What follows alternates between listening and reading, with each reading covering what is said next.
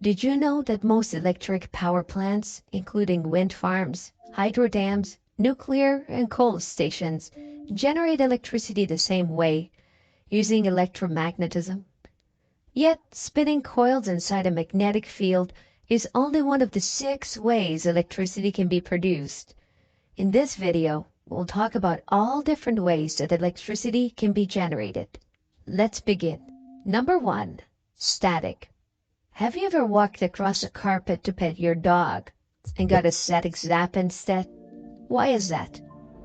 You see, electricity is not added to an entity, but rather it's something that is always there. Static electricity is the result of an imbalance between negative and positive charges in an object. These charges can build up on the surface of an object until they find a way to be released or discharged. One way to discharge them is through a circuit. A lightning bolt is a huge release of static electricity, in which built-up electrical potential energy shoots from the sky to the ground. Number 2. Chemical.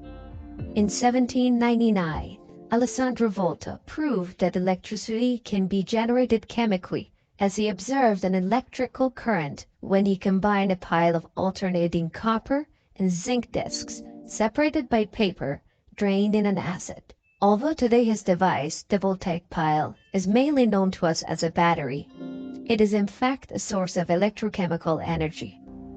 Chemical energy is also produced inside the human body. Certain cells, called excitable cells, produce a small electrical charge called a nerve impulse.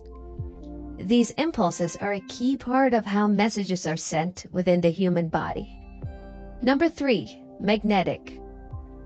In 1831, Michael Faraday noticed that if you place a copper disc inside a magnetic field and turn it, a stream of current was generated between the center and the edge of the disc. His device became known as the Faraday disc, which ultimately inspired the invention of the dynamo and magnetic generators that today produce most of the power on the grid.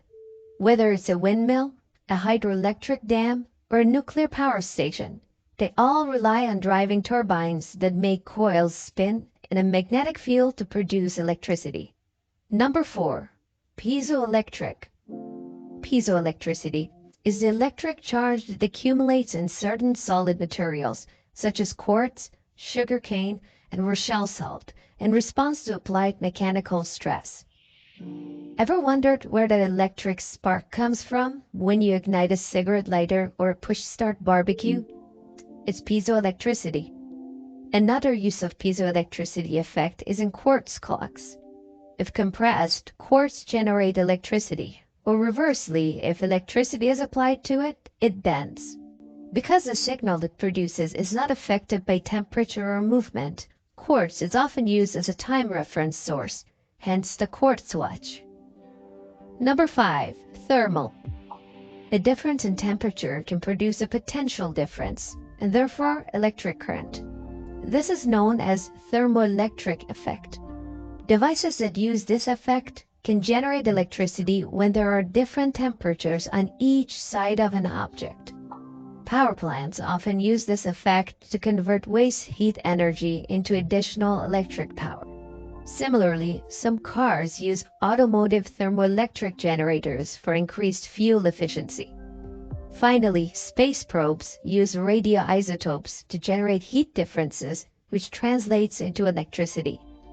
Number 6. Optical. In 1839, Edmund Becquerel discovered that gold plates unevenly exposed to sunlight produced an electric current, and that's how solar power was born. Unfortunately, for over a century, this phenomenon went unnoticed until the 1960s when the solar panels were put on a satellite to generate power. Decades later, improved efficiency and reduced costs made solar panels increasingly widespread.